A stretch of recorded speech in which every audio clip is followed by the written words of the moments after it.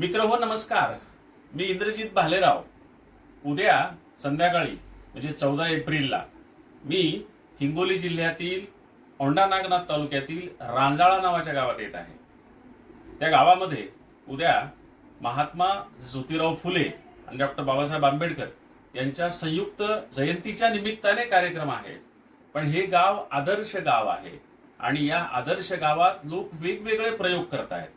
आम्ही रांजाळेकर नावाचं त्यांचं फाउंडेशन आहे आणि गेल्या 10 वर्षापासून त्यांनी विविध कामं सुरू केलेली आहेत.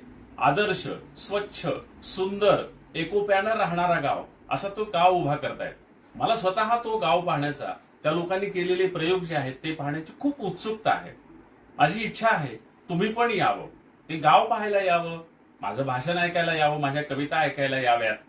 तिथं त्या मुलांनी उद्या आणखी एक उपक्रम केलेला आहे की त्या छोट्याशा गावामध्ये मुलींसाठी स्वतंत्र अभ्यासिका केलेली आहे आणि ती एअर कंडिशन अभ्यासिका आहे. त्या गावामध्ये एवढी सुंदर सुविधा उपलब्ध करून दिलेली आहे, सावित्रीबाई अभ्यासिका.